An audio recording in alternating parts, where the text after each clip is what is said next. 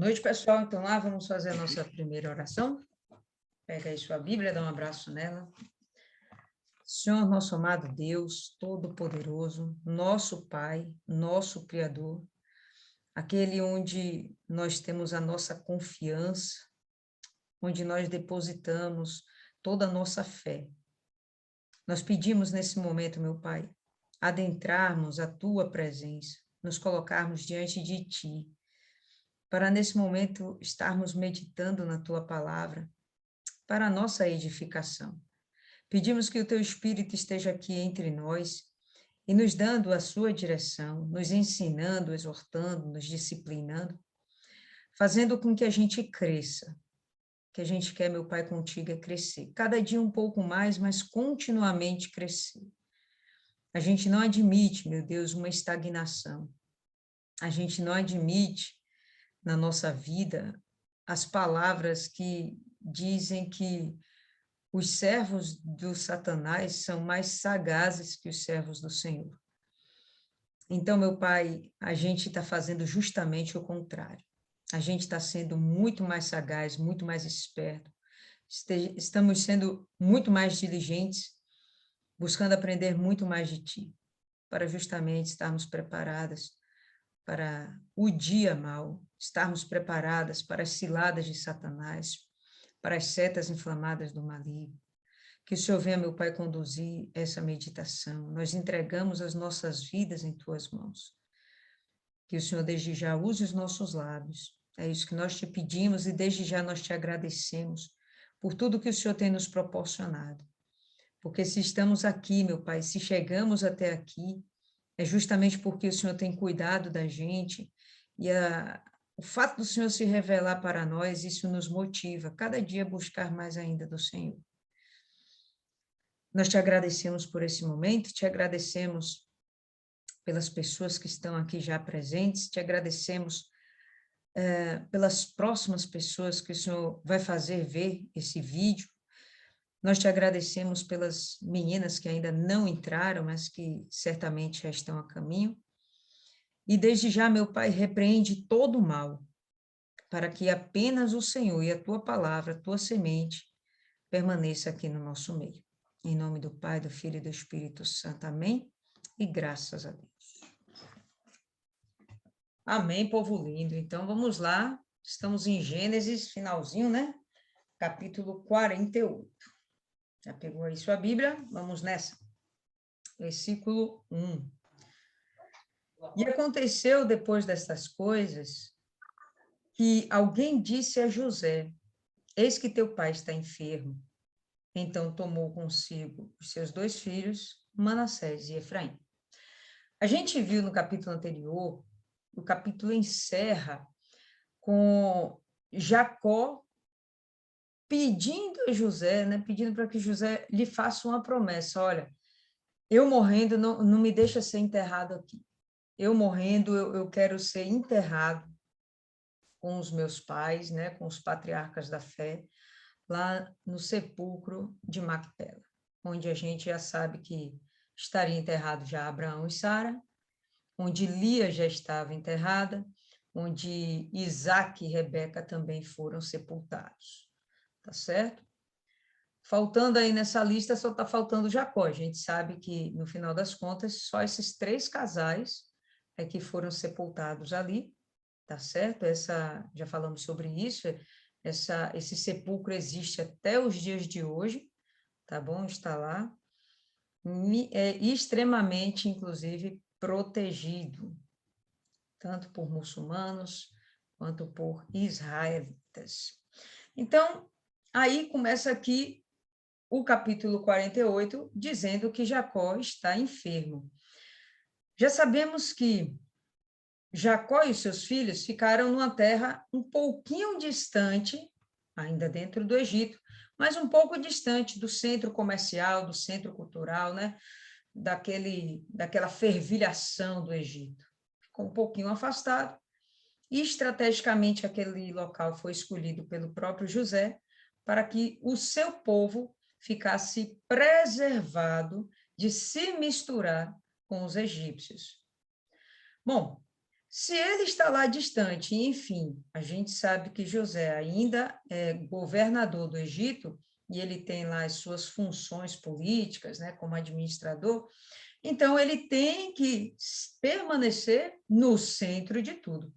Então, não é sempre que ele estava em contato com o seu pai, tá? Então, potencialmente, lá no final do capítulo 47, Jacó já está enfermo, Jacó já está doente, senão ele não estaria lá falando de sua morte eminente.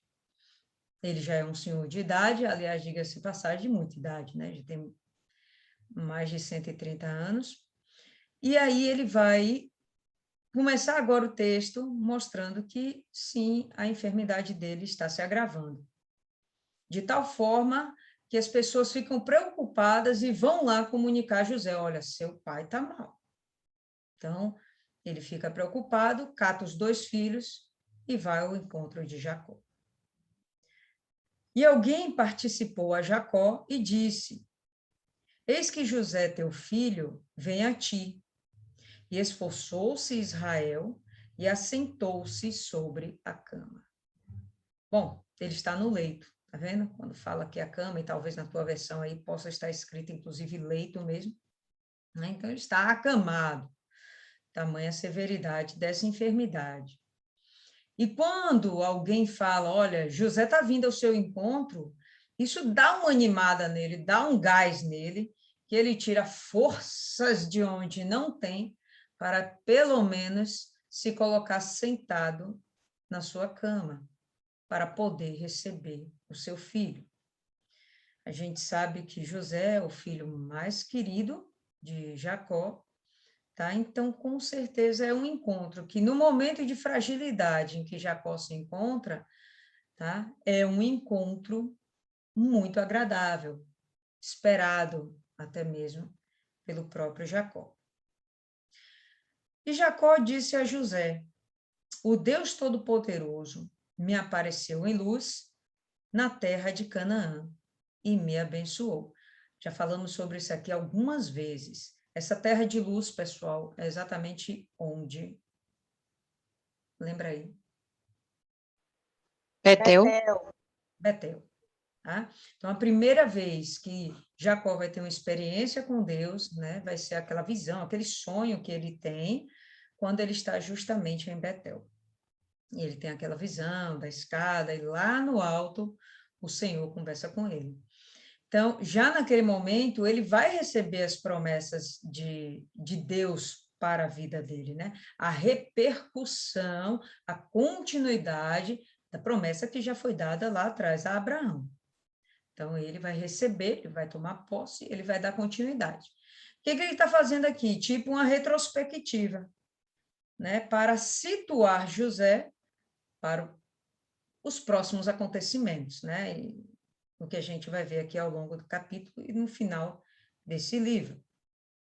Então, o Todo-Poderoso, o Deus Todo-Poderoso, me apareceu em luz na terra de Canaã e me abençoou.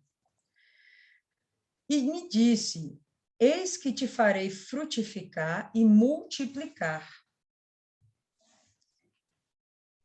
E tornar-te-ei uma multidão de povos, e darei esta terra à tua descendência depois de ti, em possessão perpétua. Betel está onde? Justamente situada em Canaã. Né? Betel está situada em Canaã, e a gente já sabe que Canaã é a terra prometida, certo?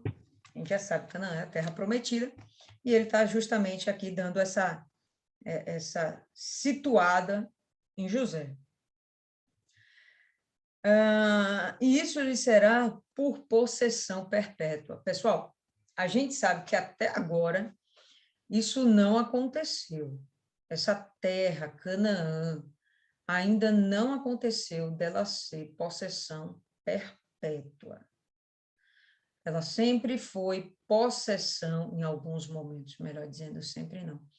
Mas nos momentos que essa terra foi possessão de Israel, foi por um tempo, 2 tempos, Hoje a gente está vendo que um pedacinho de toda Canaã ainda hoje pertence a Israel, porém, isso ainda não é o cumprimento dessa promessa, porque essa promessa fala que essa terra será dada em possessão perpétua.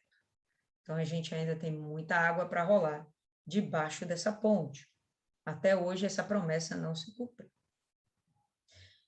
Agora, pois, os teus 2 filhos que te nasceram na terra do Egito, antes que eu viesse a ti no Egito, são meus. Efraim e Manassés serão meus, como Rúben e Simeão. Bom, aqui a gente já vai ter um dadozinho interessante. Até Maiana me perguntou antes, né, se Jacó adotou os filhos de José.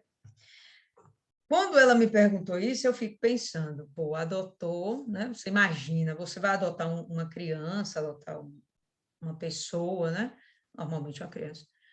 Quando você adota, você imagina o quê? Vou levar para dentro de minha casa, vou dar de comer, vou dar de vestir, tá certo? Vou ensinar, vou disciplinar, vou educar, tá certo? Vou corrigir.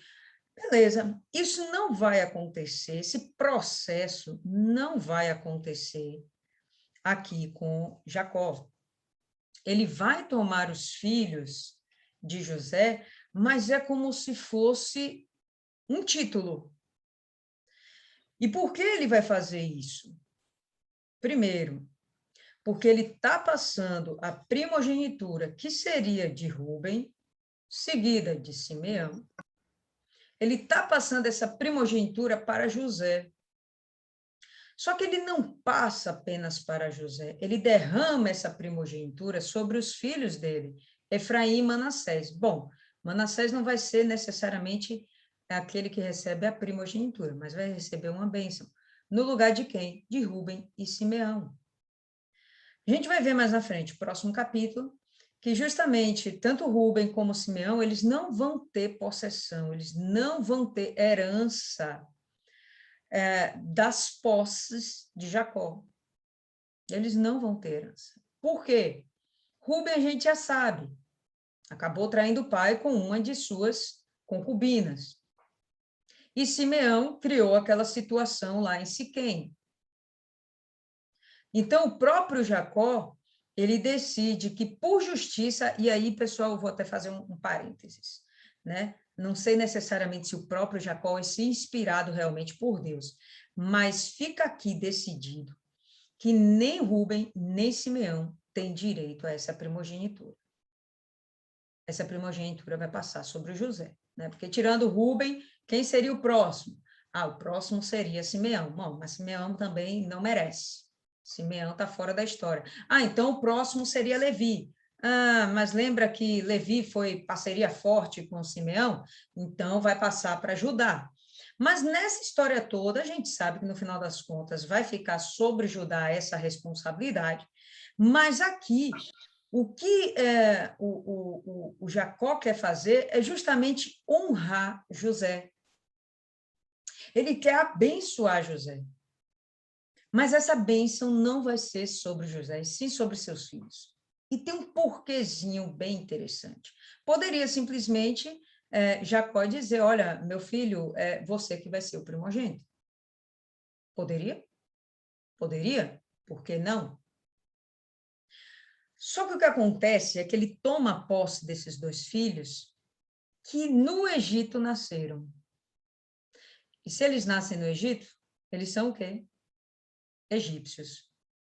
E a última coisa que interessa a Israel é uma geração que esteja misturada. Então, o que é que Jacó faz? Sabiamente, e eu imagino que sim, inspirado pelo próprio Deus. Toma esses filhos para si, porque eles não vão permanecer no Egito, vão ter herança em Israel e eles vão sair daquele meio. Porque José, ou melhor dizendo, Jacó, ele sabe que José não vai sair de lá. José não vai sair de lá.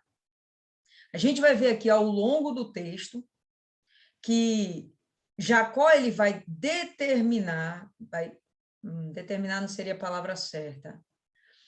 Ele vai revelar que Israel vai ser guardada por Deus e vai voltar para Canaã. Por quê? Porque é possessão perpétua, promessa de Deus. Mas quando esse momento chegar, José não vai estar mais vivo. Quem vai ficar no lugar de José? Os filhinhos. Para não dar confusão no futuro a respeito de quem vai ser o herdeiro da primogenitura, então eu vou decretar isso agora. A primogenitura está sobre você, José, mas você não vai sair daqui, meu filho. Então, essa primogenitura, ela vai repousar, a gente vai ver aqui sobre Efraim. Então, nesse versículo, que é interessante a gente observar, é justamente que Jacó está querendo preservar os filhos nascidos no Egito para que eles realmente sejam parte de Israel. Tá bom? Então, vamos lá, vamos continuar no texto. Agora, pois, os teus 2 filhos que te nasceram na terra do Egito, antes que eu viesse a ti no Egito, são meus. Efraim e Manassés serão meus, como Rúben e Simeão. Ou seja, Efraim vai entrar no lugar de Rúben, ainda que Efraim não seja o primogênito, e sim Manassés. Mas aqui, Jacó até já inverteu. Jacó já está falando na ordem da autoridade espiritual, não na genealogia dos meninos, tá? Então, Efraim vai ficar no lugar de Rúben e Manassés vai ficar no lugar de Simeão. Como eu falei, Rúben não vai ter possessão, Simeão também não vai ter possessão, e a gente vai perceber que no futuro eles vão requerer um pedaço de terra ali também. Eu acho interessante a gente dar uma observada nisso. Abra aí Números, no capítulo 32.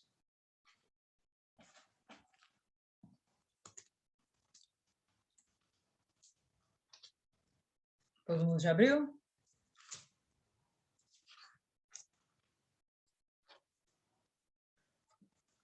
Capítulo 32. Todo o capítulo fala a respeito disso, mas eu vou focar aqui só alguns versículos para que a gente não se demore muito, mas vale a pena para vocês enriquecerem o conteúdo, vocês lerem depois todo o capítulo, e aí a gente vai ver no verso 1 o seguinte: os filhos de Rúben, os filhos de Gade e os filhos de Gade tinham gado em muitíssima quantidade, e viram a terra de Jazé e a terra de Gileade, e eis que o lugar era lugar de gado, era um lugar bom para pastagem. Vieram, pois, os filhos de Gade e os filhos de Rúben, e falaram a Moisés e ao sacerdote Eleazar, e aos príncipes da congregação, dizendo: Atarote, Dibom, Jazé, Ninra, Esbom, Eleale, Seban, Nebo e Beon. A terra que o Senhor feriu diante da congregação de Israel é terra de gado. Então, cada um desses nomes aí, né, são cidades, nome dos seus, provavelmente dos seus príncipes, seus reis, né, foram cidades que foram conquistadas por Israel. E aí ele chega e fala: a terra que o Senhor feriu diante da congregação de Israel é terra de gado, e os teus servos têm gado. Então, olha só, Moisés, que coincidência, né? A gente conseguiu aqui tomar posse dessas terras, e essas terras são boas para o pastoreio. Então, segue-se. Disseram mais: se achamos mercê aos teus olhos, né? Se achamos graça aos teus olhos, desce essa terra em possessão aos teus servos, e não nos faças passar o Jordão. Então, ele está pedindo lá um pedaço de terra. Por quê? Porque ele não tinha. Não era direito. Ele foi aqui e buscou. Pula para o verso 20, para a gente adiantar.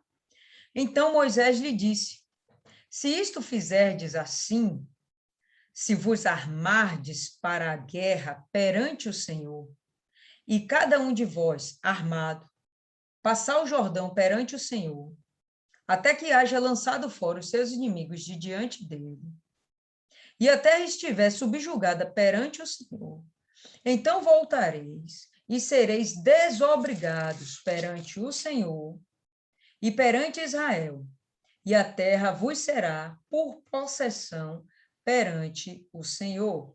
Então, o que que isso significa? Significa que Moisés está dizendo assim, olha, para a gente chegar até aqui, vamos combinar que vocês não fizeram nada para isso acontecer? Se vocês pegarem o resto do texto, vocês vão ver isso. Se vocês quiserem essa parte da terra, tudo bem, a gente pode dar, mas vocês vão ser os primeiros a entrar nas guerras que Israel entrar. Qualquer que seja a guerra, qualquer que seja a tribo, vocês vão ter que ir na frente para interceder por todo Israel, por uma tribo só, duas, três, mas, enfim, vocês vão ter que ter a prioridade de correr atrás de defender Israel. Se for assim, tudo bem, vocês ficam lá com aquela terra. Caso contrário, não, vocês não vão ter possessão aqui em Israel, não vão ter possessão em Canaã. Tudo bem? E aí a gente vai ver que eles vão concordar, tá certo? E, de fato, ele vai acabar ficando com aquela terra. Abre aí em 1 Coríntios, ou 1 Coríntios, ó, 1 Crônicas,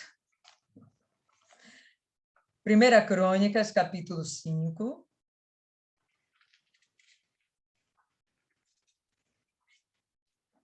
No verso 1, todo mundo abriu? E vocês estão com sono, né? Vocês estão mole pra caramba.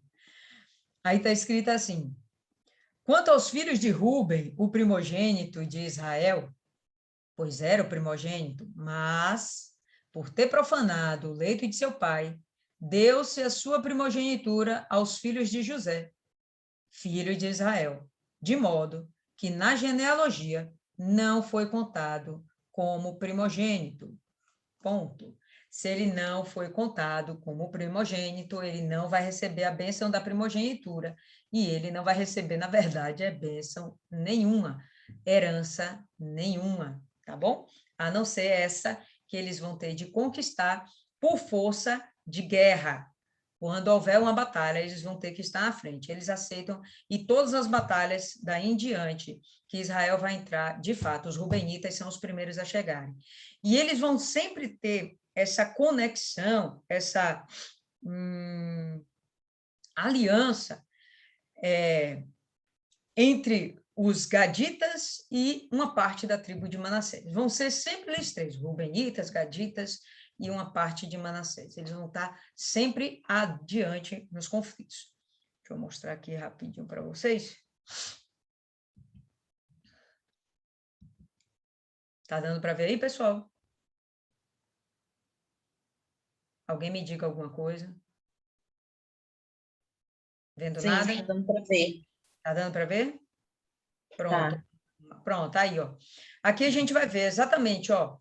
Estão vendo aqui essa linhazinha azul aqui? Aqui é o quê, pessoal? Para ver a pasta. Deixa eu ver. Não tá dando para ver o mapa, não. O mapa não abriu. Tá difícil, tá difícil. Eu não sei por quê. Eu não consigo abrir esse negócio de primeira. E agora? Sim. Pronto? O mapa? Sim. Pronto. Beleza. Então, olha aqui esse veio azul, que é justamente o Rio Jordão, ok? E aqui a gente vai ter a distribuição das 12 tribos de Israel. Observa aqui, ó, essa região aqui, que vai ser de Ruben, aqui de Gade e aqui de Manassés. Olha que a possessão de Manassés ficou imensa. Acho que é até maior que a de Judá. Tá vendo? Então, eles vão ter uma parte da tribo ao leste do Rio Jordão e ao oeste do Rio Jordão. Efraim vai ter aqui um pedaço menor, mas, enfim, a capacidade de liderança de Efraim não vai ser inquestionável.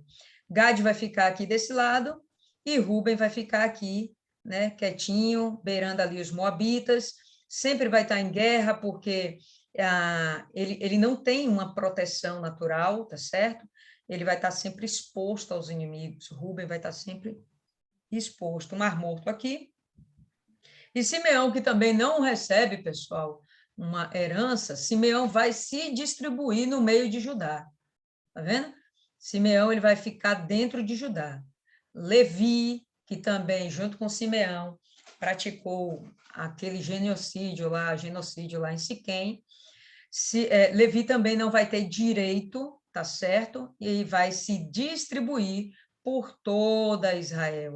Levi vai poder ficar em qualquer um dos acampamentos de Israel, qualquer um dos assentamentos, melhor dizendo, de Israel. Não vão ter também uma terra própria, tá? Consequências de seus atos lá atrás, reverberando ainda hoje, tá? Sobre as suas famílias. Ainda hoje, bom, é um pouquinho difícil de falar, né? Mas pelo menos até esse período aqui. Certinho? Então, vamos lá.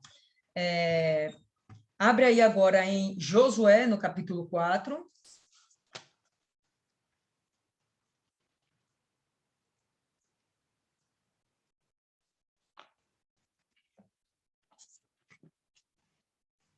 Joshua.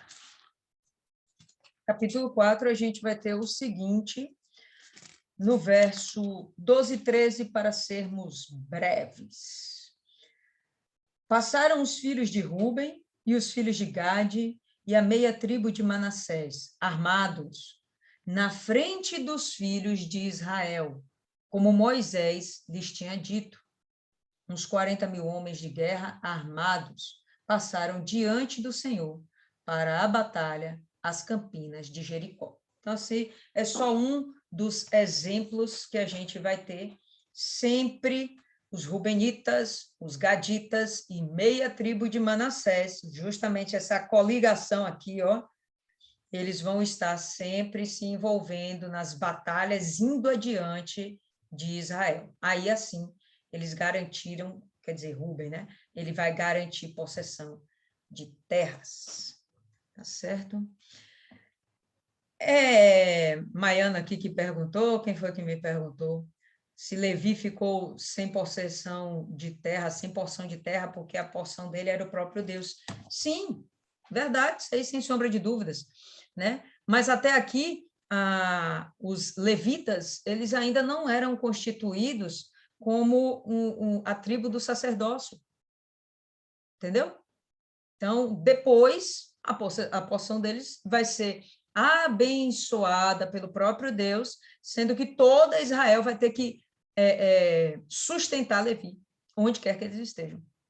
Todo Israel vai ter que sustentar Levi, porque Levi vai ficar ao encargo, né, do sacerdócio de Israel. Mas ele perde o direito cá atrás.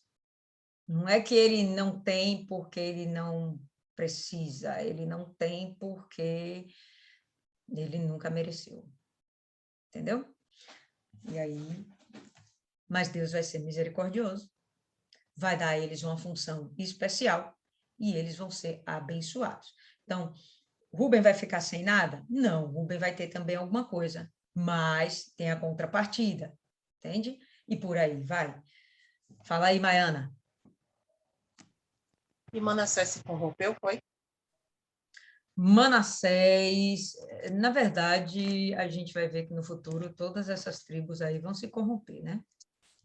Sim, mas ele perdeu a herança, foi isso que juntou lá com os Não, rebeldes? Manassés não perdeu a herança. É Metade de isso. Manassés ali, não é que ele perdeu a herança, ele tem amizade com Gade e Ruben. Então, eles estão sempre juntos. Aquela porção ali do Oriente, eles estão sempre juntos, mas ele não perdeu, não, pelo contrário. A gente está vendo aqui que Jacó está determinando sobre ele porção, inclusive, dobrada. Olha o tamanho dele, olha o tamanho de Efraim. Entendeu? Ele ficou um povo bem maior, inclusive, do que Efraim. Agora, a capacidade de liderança maior é de Efraim, e ele que vai assumir essa liderança. Entendido? Voltemos aí para Gênesis 48, verso 6. Mas a tua geração, que gerarás depois deles, será tua. Segundo o nome dos teus irmãos, serão chamados na sua herança. Então, quando o que Jacó quer dizer é que os demais filhos que José tiver, ou melhor, não, abstrai.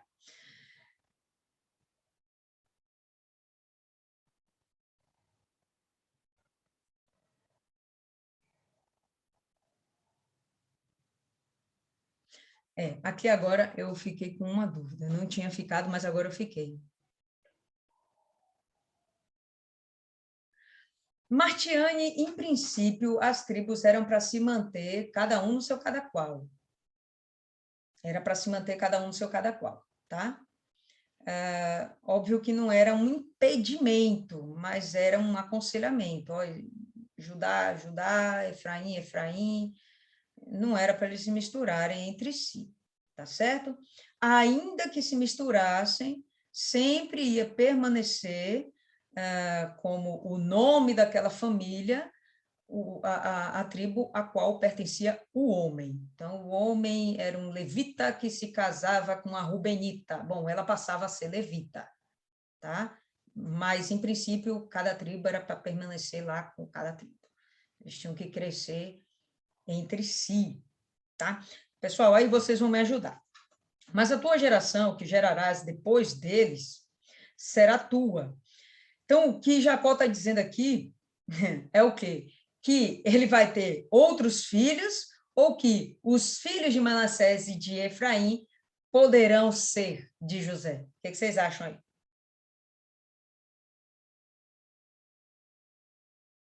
Visto que Eu acho ele não teve outros filhos, Um de cada vez. Vá. Fala aí, vai, Maiana. vai. Fala, Maiana, você começou? Visto que José não teve mais filhos, então ele está se referindo aos filhos de Manassés e Efraim.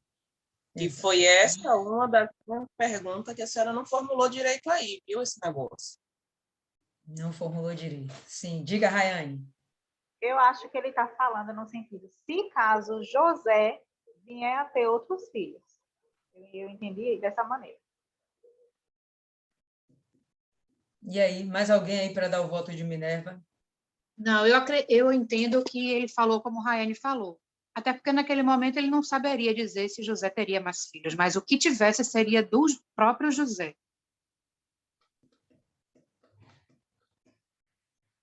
Então, Mas esse Gerarado não está dando a certeza de que ele vai ter outros descendentes? Ele não Ele não falou está se dando você certeza. gerar, está dizendo a geração que gerarás depois deles. Então, é porque ele não quer dizer, se você for gerar, ele não deu falou, escreveu isso. Mas ele está Mas falando é isso, com ele deu José. certeza que ele vai gerar depois disso. Ele minha só não dúvida, deixou dúvida, né? minha dúvida já caiu por terra, pelo seguinte, eu consegui ter dúvida, mas eliminei minha dúvida já. Porque o caso é o seguinte, se Jacó está tomando para si os filhos dele, justamente para que os filhos dele não sejam egípcios, considerados egípcios, então o que ele está falando aqui é da geração de seus filhos. Entendeu? Então, eles são meus, os filhos dele agora podem ser seus. Por quê? Porque agora eles não são mais egípcios, agora eles são Israel. Entendeu? Então, não está falando da geração de José, não. Está falando da geração de Efraim e Manassés mesmo. Tá? Faz sentido não, viu? Não, faz todo sentido. Ó. Mas a tua geração que gerarás depois deles, né? A tua geração de quem? José. Que gerará depois deles, dos filhos. E a gente sabe que os filhos dos filhos são geração dele, do pai. Os filhos dos filhos dos filhos é geração ainda do patriarca aqui. E os filhos dos filhos é geração de Abraão, tá bom? Então, sim, seriam geração de José, mas paternalmente o pai vai ser Efraim, o pai vai ser Manassés, tá certo? Segundo o nome de seus irmãos, serão chamados na sua herança, segundo o nome de Efraim, segundo o nome de Manassés, serão chamados na tua herança. E a gente já sabe que, ainda que sejam filhos, muitas vezes o texto hebraico ainda fala, se refere a todos eles como irmãos. Então, isso eu acho que fica para mim mais plausível. Porque senão não faz sentido ele se despreocupar com os demais filhos depois. Apesar de que José não teve mais filhos. Pelo menos eu não vi nada aqui que dissesse que José teve mais filhos. Tá?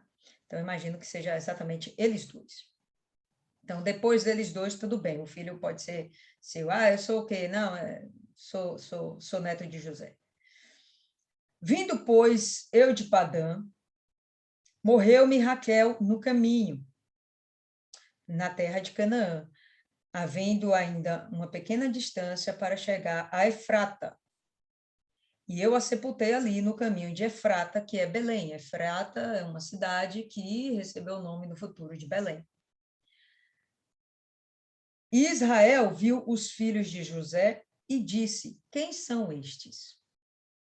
Se Jacó vê os filhos de José e não consegue identificá-los, é porque ele também já está ceguinho.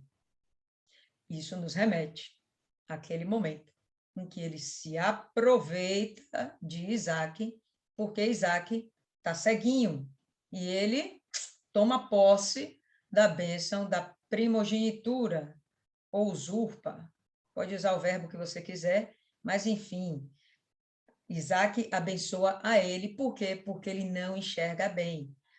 Olha que coisa interessante, está chegando no final de vida e ele está desenvolvendo talvez uma doença semelhante, tá certo?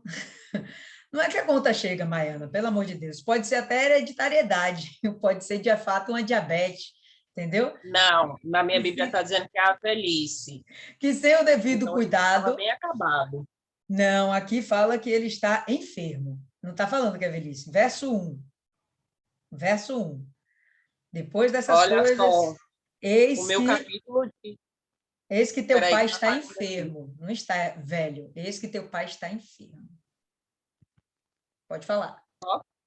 Pode. Versículo 10. Os olhos de Israel já se tinham escurecido por causa da velhice, de modo que não podia ver bem. Tem aqui outra versão que diz a mesma coisa. Eles deram um velho que estava enfermo. Pronto. Obrigada. Fala aí, Cristiane. É muito interessante, porque a minha diz assim, por causa da velhice, a vista de Jacó estava fraca. Uhum. Eu ainda vou concordar com quem falou aí, era um velho enfermo. Mas sim, beleza, isso, na verdade, quando a gente vê a questão do Isaac, a gente chegou a comentar coisas parecidas, né?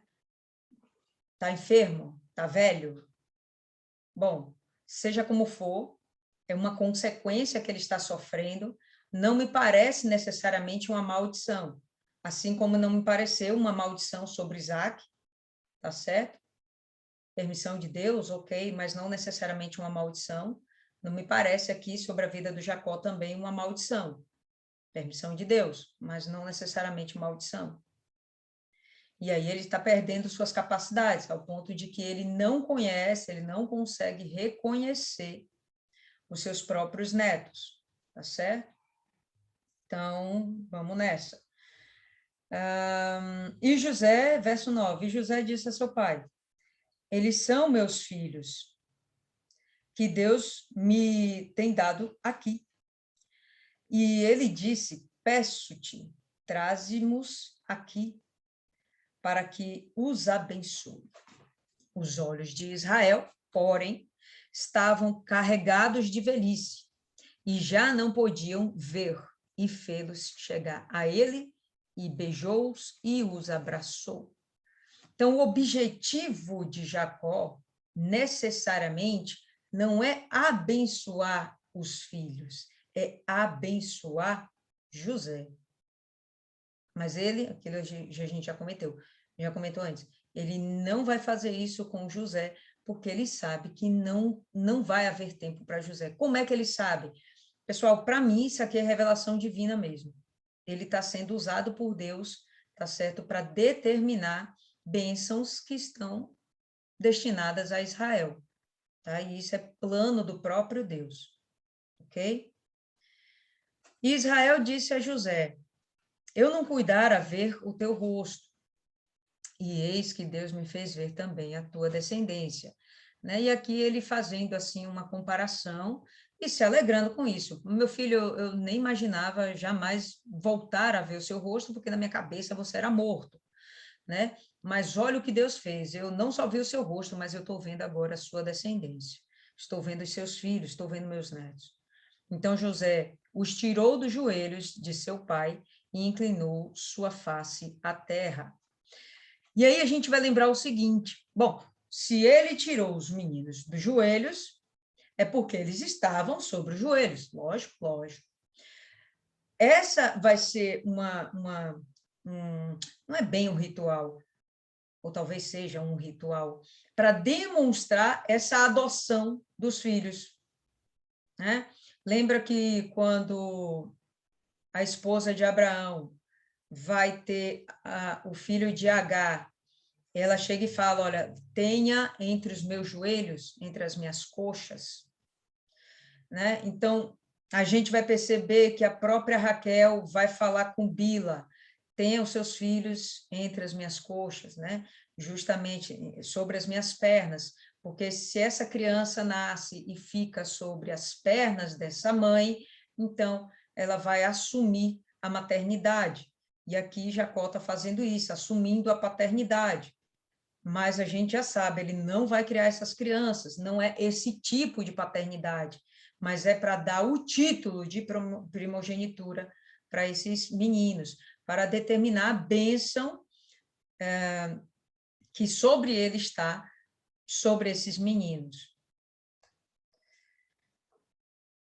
E quando Jacó, ou melhor, e quando José os tira dos joelhos, José se inclina diante de Jacó.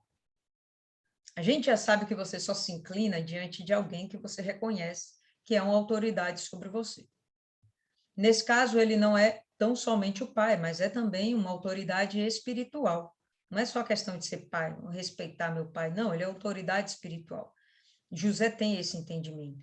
E o que ele está dizendo aqui, olha, eu vou abençoar seus filhos. Então, ele se inclina para receber a bênção, né? Um ato de reconhecimento.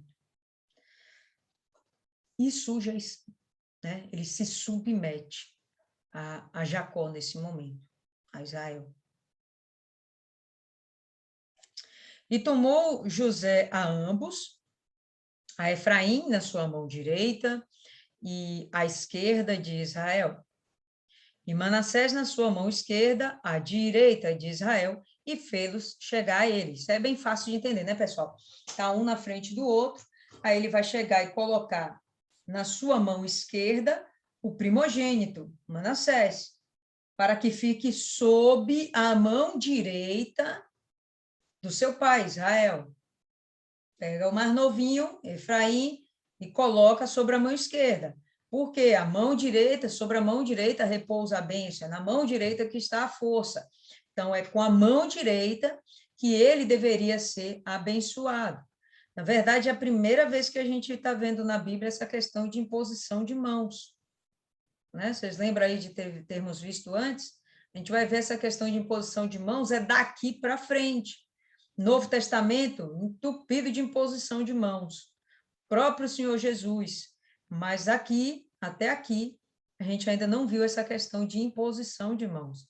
É o primeiro momento em que isso é referido. Pode já ter até acontecido antes. Por que pode ter acontecido antes? Porque José ele já tem essa ideia de botar, né, o primogênito, de fato, Manassés, sob a mão direita. Mas a primeira vez que está sendo relatado, né, na Bíblia é nesse momento. Tá. Cadê o parei onde? Sim. Mas Israel estendeu a sua mão direita e a pôs sobre a cabeça de Efraim, que era o menor, e a sua esquerda sobre a cabeça de Manassés, dirigindo as suas mãos propositadamente. Então, ele estava fazendo isso consciente. Estava cego? Estava. Mas tinha uma coisa que ele não queria, que era errar.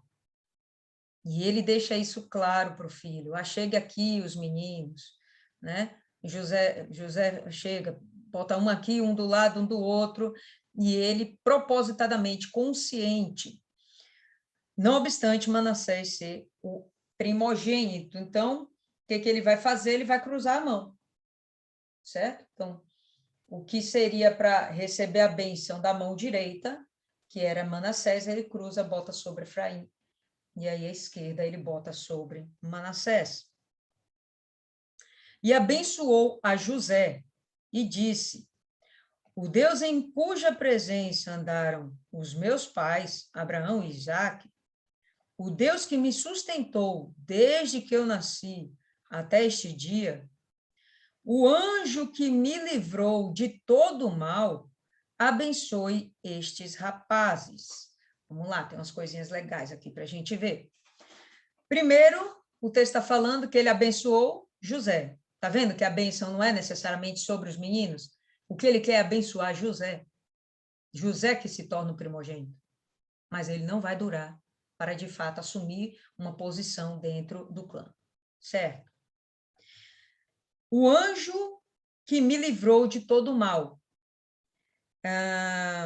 Eu tenho uma outra versão aqui que ela fala o seguinte. Espera aí, deixa eu ver. 16. O anjo que me redimiu de todo o mal. Quem tem essa capacidade, pessoal, na verdade, não é um anjo, tá? Ele está colocando aqui o termo de anjo, mas ele está se referindo ao próprio Deus. Bom, como Deus não aparece para ninguém, a gente já sabe dessa história, então quem está aparecendo é o anjo do Senhor, Senhor Jesus. O anjo que me livrou de todo o mal, abençoe esses rapazes, e seja chamado neles o meu nome, e o nome de meus pais Abraão e Isaque, e multipliquem-se como peixes, em multidão no meio da terra. Interessante eu acho que essa também é a primeira vez que fala deles se multiplicarem como peixes. A gente vai ver que no Novo Testamento, o cristianismo, inclusive, ele toma para si, avoca para si, né, a forma do peixinho, né, como uma forma de dizer, que falar sobre a multiplicação, certo? E aqui a gente está vendo, multipliquem-se como peixes em multidão no meio da terra. Vendo, pois, José, que seu pai punha sua mão direita sobre a cabeça de Efraim, foi mal aos seus olhos. Tomou a mão de seu pai para transpor sobre a cabeça de Efraim a cabeça de Manassés. Então, ele tentou fazer ali a troca, né, das mãos. E José disse a seu pai: não assim, meu pai, porque este é o primogênito. Põe tua mão direita sobre a sua cabeça. Mas seu pai recusou e disse: eu sei, meu filho, eu sei. Então, ele estava fazendo isso, ainda que cego, ele tinha plena consciência do que ele estava fazendo. Tá? Diferente de Isaac, que acabou se permitindo ser enganado, Jacó não se permite ser enganado. Por quê? Porque é o próprio Deus que está conduzindo isso aqui. Não tenha sombra de dúvidas. É o próprio Deus que está conduzindo isso aqui. Mas seu pai se recusou e disse: eu sei, meu filho, eu sei. Também ele será um povo, e também ele será grande. E a gente viu ali no mapa que Manassés realmente, né, pelo menos em termos territoriais, era muito maior do que Efraim. Contudo, o seu irmão menor será maior que ele, e sua descendência será uma multidão de nações. Assim os abençoou naquele dia, dizendo: em ti abençoará Israel, dizendo: Deus te faça como a Efraim e como a Manassés. E pôs a Efraim diante de Manassés. O que significa isso aqui? É como se fosse um adágio, né? Como eles dissessem assim: olha, que Deus te abençoe, assim como fez com Efraim e Manassés. Então, Efraim e Manassés sempre seria uma referência da bênção de Deus. Quem abençoava era Efraim e Manassés? Não, era o próprio Deus, mas virou uma referência, tá certo? Deus te faça como a Efraim e a Manassés, e pôs a Efraim diante de Manassés. Depois disse Israel a José: eis que eu morro, mas Deus será convosco e vos fará tornar a terra de vossos pais. Aqui a gente já vê Jacó se despedindo. Ele vai morrer agora? Não. A gente sabe que ainda tem as bênçãos para ele determinar sobre cada filho, mas ele está preparando José. Ele sabe que ele não tem muito tempo de vida, tá? O que eu acho aqui bem interessante, eis que eu morro, mas Deus será convosco e vos fará tornar a terra de vossos pais. Sabe o que ele não comentou aqui? E talvez não porque ele não soubesse, porque isso já tinha sido dito a Abraão, mas talvez porque ele não fosse permitido por Deus falar que até eles saírem do Egito, teria aqueles 400 anos de escravidão. Eles vão permanecer 430 anos no Egito, mas quando a gente viu lá, né, quando Deus fala com Abraão, são 400 anos de escravidão, certo? Então, isso não é citado, mas a promessa, olha, Deus vai ser com vocês, Deus vai ser com Israel, fica tranquilo, eu vou embora, mas Deus vai permanecer aqui com vocês. E essa questão patriarcal, ela vai mudar um pouco. Todos estão sujeitos agora a um líder. Agora não, vão ser 12 líderes. Então, isso vai mudar um pouco, isso vai permitir que Israel, inclusive, se perca, vai permitir que Israel, entre si, fique cogitando quem é o líder, né? Em conflitos, às vezes. A gente vai ver isso mais para frente também, não em Gênesis, em outro livro, tá? Mas ele fala, olha, Deus vai ser com vocês e se preocupa não que vocês vão retornar para Canaã. E quando ele fala essa promessa, né, ele fala, vos fará, ele está falando com José, então até o próprio José vai voltar para Canaã. A gente sabe que o corpo dele não fica no Egito, quando os hebreus, né, Israel sai do Egito, o corpo de José vai junto, não fica lá. E eu tenho dado a ti um pedaço da terra a mais do que a teus irmãos, que tomei com a minha espada e com meu arco da mão dos amorreus. Duas coisinhas aqui interessantes. Primeiro, eu tenho dado a ti um pedaço da terra a mais do que os teus irmãos. Em que momento? José não está recebendo nada. Sim, mas 2 filhos dele estão recebendo. Então, são 2 porções de terra a mais. Tá certo? A mais não. São 2 porções de terra, enquanto todos os demais vão ter um e outros não vão ter nada. Tá certo? Então, o que José está recebendo vai ser manifesto nos filhos. Eu tomei com a minha espada, terra que eu tomei com a minha espada e com o meu arco da mão dos amorreus. Pessoal, os amorreus é justamente aquela terra ali na região de Siquém. E a gente vai ver que eles não tinham entrado em conflitos anteriormente. Lembra? Jacó é um cara da paz, paz e amor, né? Ele faz de tudo para não entrar no conflito. Mas aqui, nesse momento, a Bíblia fala que não, teve um conflito, teve alguns, não sei, um ou alguns, mas em algum momento ele tomou com a espada e o arco, se fala de uma guerra, tá certo? Aquelas terras, então aquelas terras ali vão ser dadas para vocês. Quais terras são essas? Aquelas que eu acabei de mostrar no mapa, tá certo? Então ali a gente vai ver, deixa eu ver aqui se eu consigo compartilhar de primeira. E aí, dá para ver?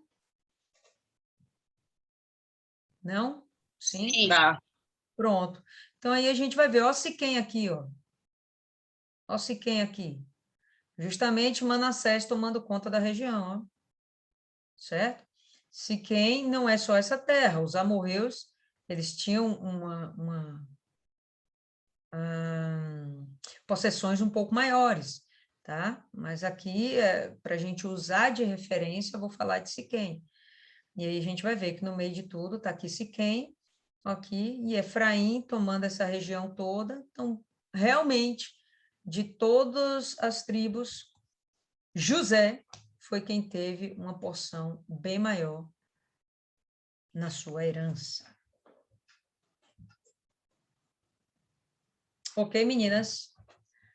Então, por hoje é isso aí. Alguém tem algo mais a acrescentar? Algo mais a dizer?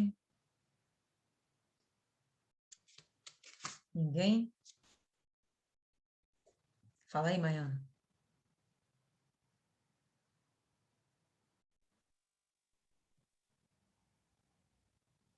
O versículo 11, quando ele fala que não esperava mais nem ver o rosto do filho, mas estava conhecendo os netos, dá aquela ideia que Deus dá para a gente até o que a gente não pediu.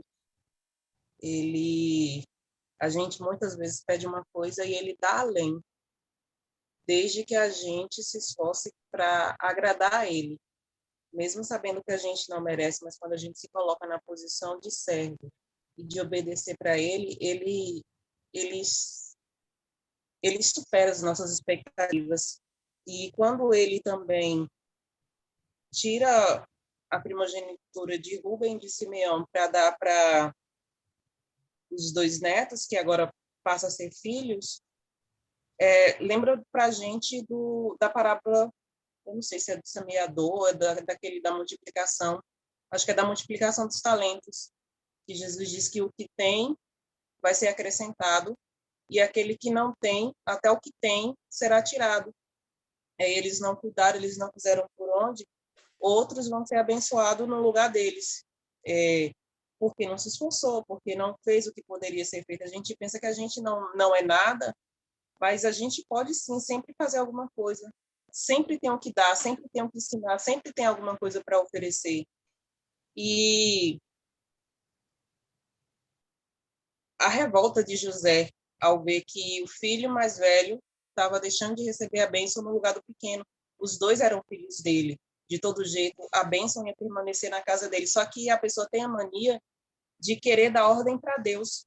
Quer que as coisas sejam feitas do jeito delas e não do jeito de Deus. É igual quando Deus usa uma pessoa para abençoar a outra. E aquela pessoa quer escolher a dedo quem Deus tem que usar para abençoar.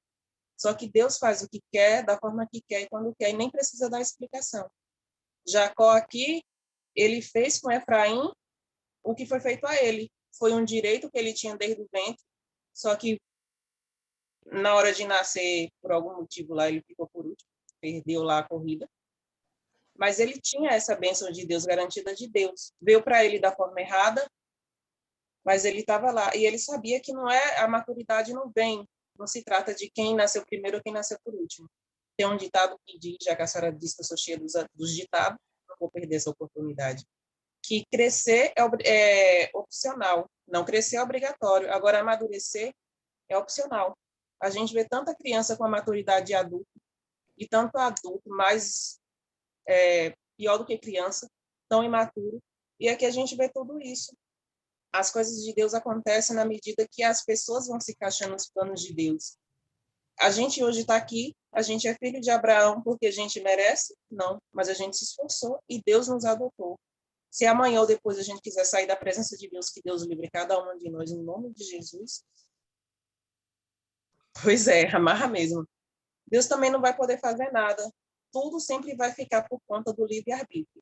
E todos esses aqui tiveram a oportunidade de escolher o que fazer e de que lado ficar.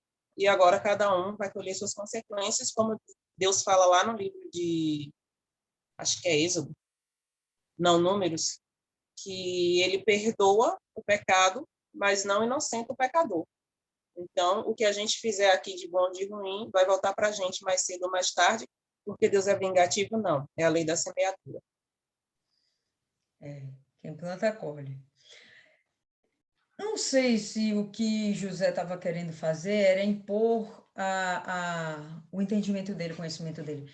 Talvez ele tivesse percebido que o pai estava debilitado de tal forma que não teria percebido. Olha, pai, você trocou, não é bem assim.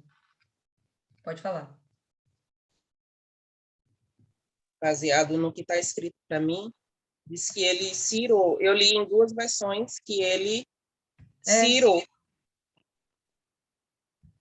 Se ele se irou, ele poderia conversar com o pai. Pai, está certo isso? Porque, de certa forma, o pai sabia. O pai estava consciente da posição dos meninos.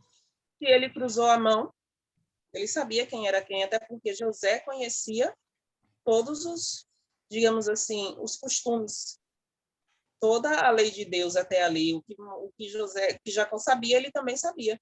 Tanto que ele organizou os meninos. Exatamente, né? Ele vai e organiza. Eu acho que meu pensamento. Para mim, ele ficou chateado, sim, porque o natural é que o mais velho assuma a primogenitura. Ele vai ser o queridinho, ele vai ser o amadinho, ele vai ser o maisinho. E aí, pô, na cabeça dele, esse daqui é o que eu estou preparando, né, meu pai? Então, nada a ver isso aí do senhor, tá? Esse daqui é o que está sendo preparado para me substituir. E na cabeça dele é o certo. Só que eu imagino que ele achou que o pai confundiu. Tanto que quando o pai fala, não, não é assim, ele acabou, não resmunga mais, fica lá quietinho e acata. Porque ele percebe que o pai está ciente. Então, o pai fala, eu sei, eu sei. Não, quando o pai fala, não, eu estou entendendo, eu estou entendendo que você está reclamando, mas é desse jeito mesmo, meu filho. Eu sei que eu cruzei as mãos. Entendeu? Pode falar aí, Rayane. Até porque, Talvez, peraí, Rayane, licença, até porque ele pede para aproximar os meninos. José já bota do jeito certo, mas talvez José tenha, naquele momento, entendido que ele botou do lado certo para si, que ele botou do lado certo para o pai. Ele não botou do lado certo para si, né? Ele não botou o primogênito dele na mão direita dele, não, botou o primogênito dele na mão direita do pai. Ele pegou o mais novo, botou na mão direita dele, né, na esquerda do pai. Então, talvez ele pensou, não, meu pai está achando que eu botei os meninos errados. Eu não acho que ele se irou porque ele queria ditar ordens. Até porque, vou repetir, não tem no texto nenhuma falha imputada a José. Não que ele não fosse perfeito, mas porque ele é o tipo do perfeito. Pode falar aí, Rayane. talvez nesse caso aí, quando eu li, eu pensei dessa forma, que José não queria que o erro fosse cometido novamente, porque aconteceu com Jacó e Esaú. Esaú passou a ter ódio mortal de Jacó justamente por uma situação como essa. No caso, ele foi enganado.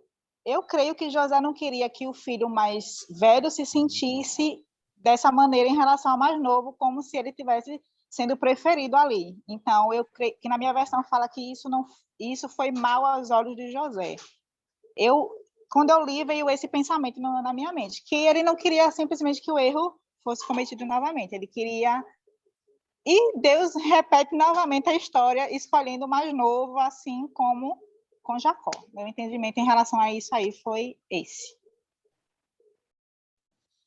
Fechou. Mais alguém? Algum comentário? Pode falar, Fernanda. Então, nós vimos ao longo desse livro até aí que isso já acontece algumas vezes com outros nomes, né? E a gente eu considero, também li isso num dos estudos, que se dá, muitas vezes, pelo fato de Deus conhecer o interior de cada um. Por ele ser onisciente, conhecer o íntimo de cada um, ele orquestra, né? Ou permite, ou faz com que a coisa aconteça dessa forma. Não apenas as questões de tradições. O Senhor, como Maiana falou, faz o que quer, como Ele quer, quando Ele quer. Peraí. E com isso, nós vemos que foi uma escolha de Deus. Eu não consigo imaginar o que motivaria Jacó a fazer essa escolha, simplesmente repetir a história, simplesmente quebrar um paradigma. Não, senão, como a senhora falou lá no comecinho, uma inspiração divina, de que seria mais capacitado o Efraim para tomar a posição de liderança. Nós vimos essa inversão com Caim e Abel, nós vimos essa inversão com... me lembra aí, Zera, como é o nome dos filhos de Judá? Então, outros nomes aí vocês vão ver. Então, fica muito a certeza de que Deus sabe o que está fazendo. Não foi o Jacó que escolheu a Efraim, ele foi inspirado, esse é o meu entendimento. Concordo com isso aí também. Mais alguém? Algum comentário, povo lindo? Estão caladinhas, quietinhas, estão com soninho, hein? Só Deus. Fala aí, Milene. Concordo totalmente com o que a Fernanda falou, mas complementando que nos nossos dias de hoje, isso se encaixa perfeitamente, né? Porque às vezes a gente vê, como a gente está falando, um padrão, a gente acha que entende tudo e acredita que aquele deveria ser o abençoado, deveria assumir, estar na liderança, seja lá o que for. Mas Deus é quem conhece o nosso interior, a gente não tem essa capacidade, a gente não sabe quem é realmente a pessoa, a gente pode ter uma noção pelos atos da pessoa, as atitudes dela, pode dizer algo sobre ela, mas quem conhece a pessoa mesmo é Deus. Então, se a bênção da primogenitura, né, a bênção da promessa, fosse só para os primogênitos, é como se quem nascesse primeiro, ou se só apenas os judeus, hoje no nosso tempo, só os judeus seriam salvos, ou que nascesse primeiro seria salvo. E Deus, desde o início, está mostrando para a gente que não é assim, é Ele que decide, porque Ele que sabe quem é cada um de nós. Então, por isso que hoje também a gente tem essa chance de ser salvo através de Cristo, crendo nele, porque necessariamente não deveriam ser judeus para ser salvos, né? Então, isso já mostra, desde o início, Deus já sabe de tudo, já prepara lá no início para a gente ter certeza disso, tá vendo? Você pode ser salvo sim, crendo no Senhor Jesus, isso não é maluquice, não, isso é uma verdade, porque lá do início eu já cuidava disso, eu já escolhia quem eu sabia que realmente ia me querer, quem ia me obedecer, quem ia ter temor, então já vê isso desde o início, em Gênesis, isso para mim ficou muito claro, e reafirmando para a gente que temos que manter firme mesmo, porque Deus conhece o nosso interior, Ele que sabe todas as coisas, mesmo que venha tudo em cima da gente, contrário, a gente tem que confiar, se foi chamados é porque Ele sabe que nós somos. A gente não pode duvidar nem de nós, nem dele, né? Muito menos do nosso Pai. Permanecer firme até o fim. Perfeito. E eu me lembro que Cristiane EVG, ela chegou e comentou que até o engodo lá que aconteceu com Isaac e Jacó e a esposa, que até isso ainda haveria de ter sido propiciado pelo próprio Deus, né? Eu, sinceramente, tenho uma resistência a aceitar que Deus cria confusão para fazer as coisas certas. Mas, Deixa eu me sinceramente... meter, desculpe, irmã. Eu não concordo com isso, não. Eu acredito que Deus pode até permitir, mas se fazer o uso dessas questões ou orquestrar essas coisas, não, eu não compartilho desse pensamento. Eu sinceramente, hoje, meu irmão, Deus decide, Deus faz o que Ele quer, quando Ele quer. Então, eu tenho visto outras passagens, né, em outros momentos, e aí a gente percebe que Deus faz as coisas do jeito que Ele quer. E Ele propicia do jeito que Ele quer. E quando a gente vê uma pessoa que, aos nossos olhos, deveria estar sendo apunhalada, está sendo abençoada. Pô, mas ela fez aquilo outro e tá dando tudo certo para ela? Bom, vai ter a colheita, mas ela vai estar preservada. Então, não sei, sinceramente não sei. Hoje eu fico meio reticente, né? Há algum tempo atrás eu bateria de frente assim como Fernanda, hoje eu já não teria essa certeza toda, hoje. Pode falar aí, Cristiane. Como eu falei naquele dia, né? Um homem de Deus falou, então, o Bispo Macedo, naquela semana, estava falando sobre o livro de Gênesis, e o Bispo Macedo que falou, entendeu? Que Deus fez com que Isaac tivesse ficado cego para poder abençoar Jacó, que Deus usou Raquel para abençoar Jacó, e Deus usou Labão para fazer com que Jacó se casasse com Lia. Isso é uma coisa, então, e aí? Pois é, e aí? Realmente, são coisas assim que dá um nozinho. Isis mandou aqui no privado para mim uma carinha de confusão e disse, embaralhou meu juízo. Então eu só não citei o nome do bispo, porque eu não sei até que ponto a gente pode citar, né? Mas eu acho importante, porque eu todos os dias eu ouço, e naquela semana ele também estava falando muito, muito sobre Jacó, né? E ele que falou assim, entendeu? Com muita propriedade, né? Então, eu acredito sim, porque Deus, quando Ele quer abençoar uma pessoa, Ele muda tudo. Ele muda tudo. Ele faz acontecer um vendaval para abençoar uma pessoa. Quando Deus quer lhe abençoar, minha filha, Ele cria situações, sim. Cria meios, sim. E eu creio nisso. Fala aí, Martiane. Ei, pessoal, eu vou tentar falar. Se vocês não entenderem, aí vocês perguntam novamente, eu tento repetir, tá bom? Mas está todo mundo conseguindo me ouvir? Ah, sim, pode falar.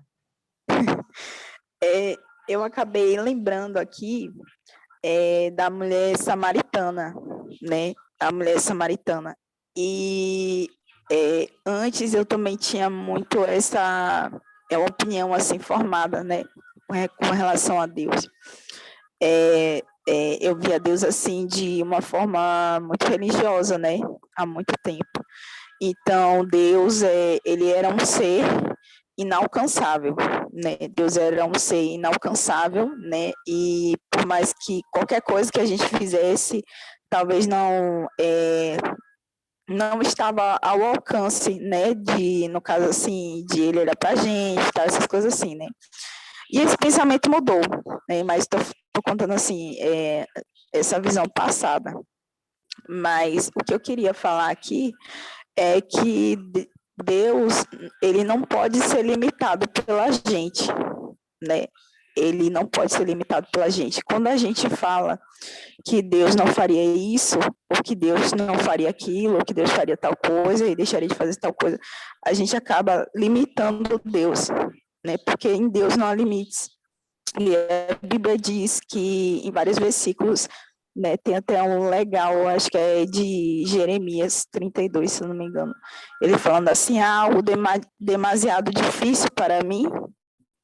Então, tipo assim, não tem impossível para Deus, não tem dificuldade para Deus. E eu lembrei muito da mulher samaritana, né, que o Senhor Jesus, ele veio e ele foi contra todas as normas, ele foi contra a cultura, foi contra povos, ele foi contra tudo. Inclusive apenas para salvar alguém. Ele só foi lá para salvar ela. E acabou que ele não salvou só ela, ele não evangelizou só ela, mas também a cidade. E as pessoas viram, né?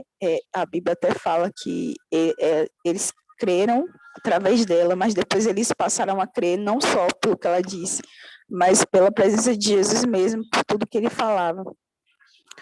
E também eu estou fazendo um estudo do livro de Atos, e eu vi exatamente isso também, que não tem limitações para Deus. E eu meditei, né, sobre o encontro de Saulo com Jesus, né? E foi incrível, porque ele tinha se preparado para ir para Damasco, para perseguir o povo. Ele pediu cartas para lá. E qual foi o primeiro lugar que ele foi pregar? Damasco. Exatamente o lugar que era para ser de perseguição, foi o lugar de pregação, né? E eu acho muito, muito, muito interessante a forma como Deus ele age, porque ele vai contra até aquilo que a gente pensa. Ele vai contra todos os nossos achismos, contra as nossas opiniões, porque simplesmente ele é Deus, isso basta. E ele é Deus, cara. Tipo, a gente é incompreensível a nossa mente, né? A pessoa pode ter tido a maior experiência com Deus possível, mas ela não vai conseguir compreender o agir dele, porque quando ele tem que agir, cara, é da vontade dele, ele quer, pronto, ponto final. Não adianta você questionar, não adianta nada. Essa foi a vontade dele, entendeu? E eu ia falar também sobre outra coisa, só que eu não estou muito lembrada agora. Mas se eu lembrar, depois eu tento falar para vocês. Que é isso aí que eu queria trazer. Eu lembro de quando a gente estava meditando em Oséias, e a gente vê que Deus enviou trocentos profetas, tanto para a casa de Efraim, que vai ser justamente o reino das 10 tribos, né? Olha aí, não vai ser o reino das 10 tribos, vai ser o reino de Efraim, a casa de Efraim. Tinha só Efraim? Não, tinha Efraim, tinha Manassés, tinha Gade, tinha o caramba 4. Era Efraim e Benjamim e Judá. Benjamim e Judá, o resto todo era Efraim. Tamanha importância da liderança de Efraim. A gente está vendo Jacó determinando isso aqui sobre a vida dele, e isso vai ficar até o cativeiro babilônico. E lembra que em Oséias a gente teve o profeta falando de duas situações. Ele estava falando da casa de Judá, ele estava falando da casa de Efraim. E ele ainda falava que Deus ia trazer o vento do norte para trazer juízo para Efraim e para Judá. Por quê? Porque eles estavam vivendo pecado na idolatria, né? Tinham abandonado a santidade, profanado o templo, beleza. E aí chega os assírios assolando, tira toda Efraim, todas as tribos do reino do norte, né? E mandam para longe. E ocupa lá o lugar com outros povos. Então, ali a gente já vê, né, o exílio assírio, né? Todo mundo desaparece. Todo mundo, ali muita gente foi morta e outros tantos dispersos. Depois vem a Babilônia, sobre Judá, mesma coisa. E aí depois a gente vai ver outros textos dizendo, né? Acho que o próprio em Zacarias, se eu não me engano, onde Deus fala, eu enviei essas pessoas até você, eu enviei o vento do norte sobre você, mas eu também vou julgá-los. Aí eu chego e fico pensando, né? Se foi Deus que mandou eu ir lá matar, por que agora eu vou ser julgada porque eu obedeci? Aí ele chega e fala, porque agiram com demasiada maldade. Mas quem foi que deu o limite da maldade? Porque simplesmente ele atiçou e mandou o povo ir lá e acabar com Israel. Né? Acabar não, né? Morreram muitos, mas, enfim, teve uma gaminha lá que ficou preservada, mas eles saíram de suas terras, perderam Canaã. E aí agora ele vai e diz, não, vocês vão ser agora julgados, eu vou contra vocês. É uma coisa que parece lógica, né? Mas, como o Martiane falou, como assim a gente cogitar o agir de Deus, né? Como é que Deus vai usar mortandade para trazer santidade, né? E eu estudando a Bíblia, pessoal, eu acho que vocês também estão chegando a essas conclusões. A Bíblia é um livro que, se a gente espremer, sai sangue, do início ao fim. Sendo que os últimos sangues, foram dos mártires, né? Do Novo Testamento. O sangue principal é o do Senhor Jesus. Mas é um livro que, se a gente espremer, sai sangue. Que nem telejornal da Globo aí, hoje em dia. Se espremer, sai sangue. É a vontade de Deus, é o jeito dele agir, né? Sei. Eu tô vendo cada vez mais que a gente realmente conhece muito pouco esse Deus e vejo que ele é extremamente poderoso, mas ainda que faça coisas que na nossa cabeça são perversas e arbitrárias, né? Que eu penso que é arbitrário. Você mandar alguém matar e depois você matar alguém que você mandou matar. Né? Se você mandou. Né? Enfim, mas ele sabe muito bem como é que isso funciona, ele sabe quem foi que ele mandou, ele... É incrível, mas ele está no controle de tudo. É que a gente não consegue ter a dimensão disso tudo. A gente não consegue. Fernanda, pode falar aí, Fernanda. Então, para finalizar esse assunto, no meu ponto de vista, longe de mim querer discordar do Bispo Macedo, que sou eu, ou discordar do pastor ali da paperazinha com placa de igreja. Eu tenho um grande temor com relação aos servos de Deus e respeito tudo que é trazido, até porque eu creio que vem do Espírito Santo. Mas esse assunto em questão entra justamente a manifestação do Espírito Santo.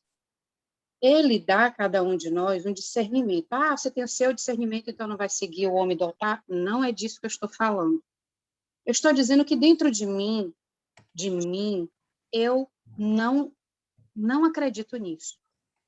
Porém, eu posso estar errada? Posso. Mas como é que eu vou saber que eu estou errada? Justamente pelo Espírito Santo. Eu vivi o período mais tempestuoso meu, espiritualmente, dentro da igreja, foi em 2018, durante aqueles períodos de campanha eleitoral.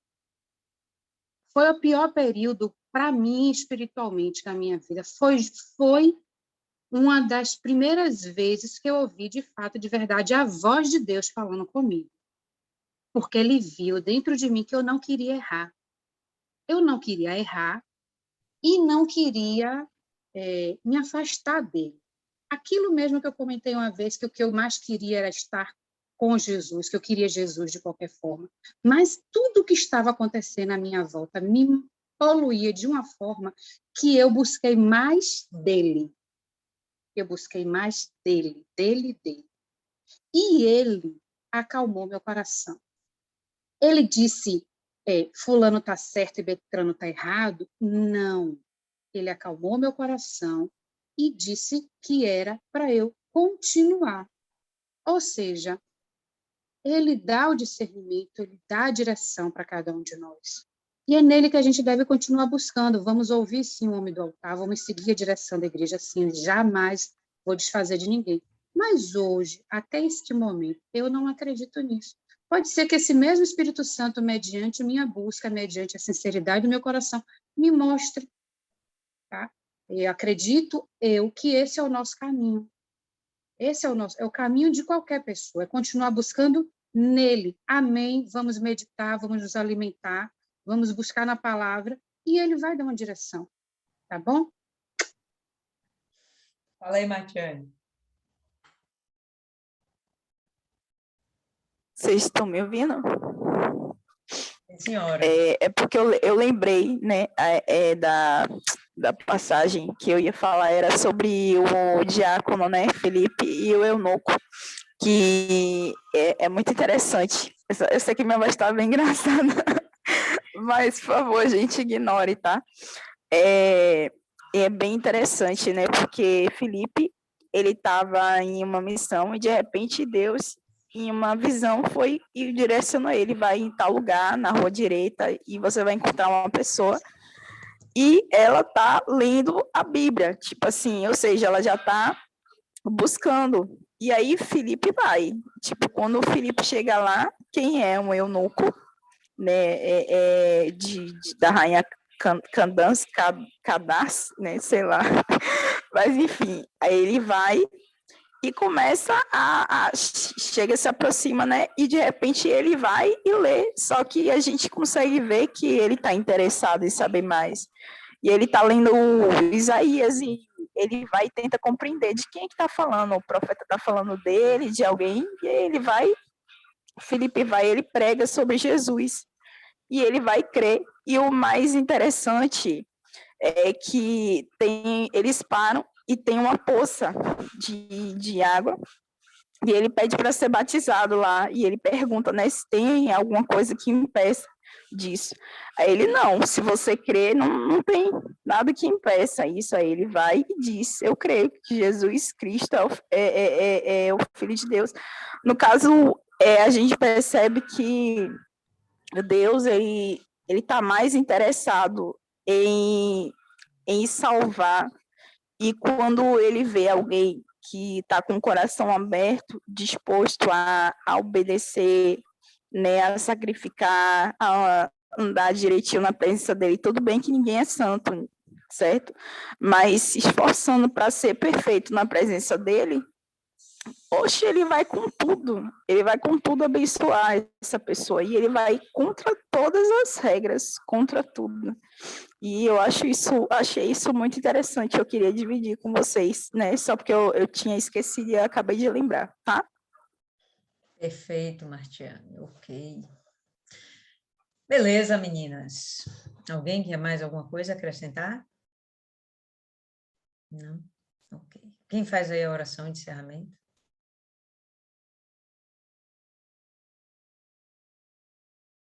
Eu faço. Pode fazer.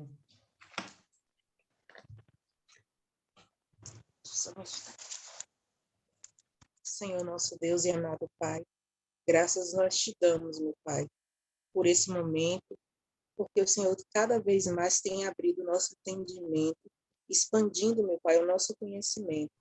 Conhecimento esse que será muito útil na tua obra, e não só assim na obra, mas para a nossa vida, para a nossa evolução pessoal, porque não adianta querer salvar os outros e no meio do caminho acabar perdendo a nós mesmas. Vemos, meu Pai, que a tua palavra tem se cumprido em todos os sentidos. O Senhor prometeu a Abraão que a descendência dele seria grande, seria numerosa, e a cada dia essa promessa vem se cumprindo, chegou até nós. E sabemos que vai chegar até outros, até a tua vinda. E como a tua descendência, meu Pai, a gente quer dar o bom testemunho, a gente quer fazer a sua vontade. A gente quer se salvar e salvar outras pessoas, mas sem perder a comunhão com o Senhor. Então, não permita que a gente saia da tua presença. Não permita, meu Deus, que a gente venha cair na besteira de voltar para a religiosidade, de voltar, Senhor, para o vômito. Que a gente venha estar bem atento quanto a isso, bem vigilante com respeito à nossa vida espiritual. Porque tudo se resume a isso. Se a gente descuidar, meu Pai, da nossa salvação, todo o resto vai ser em vão. A gente não quer que o tempo que o Senhor investiu em nós seja perdido. E nem tampouco queremos fazer nada de qualquer jeito. Então, que o Senhor venha nos disciplinar quando for preciso. Que o Senhor venha, meu Pai, se agradar da gente também no momento certo. Porque a nossa intenção é fazer a sua vontade, é te engrandecer. Pai, que o Senhor venha guardar a nossa família, que o Senhor venha cuidar deles, porque assim como a gente tem buscado cuidar do teu povo, meu Pai, que o Senhor envie pessoas para cuidar dos nossos também. Em especial, eu te peço pela vida de Dona Lília, que o Senhor continue acrescentando a ela conhecimento, discernimento e essa capacidade de liderar. Que o Senhor venha tirar o que não te agrada, que o Senhor venha aparar os galhos que estiver seco nela, mas molhando sempre a raiz, meu Pai, para que ela venha crescer, que ela venha se aprofundar cada vez mais, porque quanto mais ela tiver do Senhor, mais ela vai passar do Senhor para os outros. Que ela continue sendo o canal, meu Pai, entre o Senhor e o sofrido. Guarda a vida dela, a família dela, acrescenta o que lhe falta e que jamais o Espírito Santo sobre a vida dela, na vida dela, no interior dela, venha ser apagado ou retirado dela. Abençoa o teu povo, meu Pai, abençoa os teus servos. Dê, meu Pai, inspiração para cada um deles, para que eles venham guiar o teu rebanho. No final, seremos todos apacentados nos seus celeiros. Então, cuida, protege e abençoa. Abençoa a nossa nação, abençoa a nação de Israel. Cuida de tudo e de todos. Em nome do Senhor Jesus Cristo é o que eu te peço e te agradeço. Amém. Graças a Deus. Amém. Ok, pessoal. Gostei, Isis, isso aí. Vamos encerrar aqui por hoje.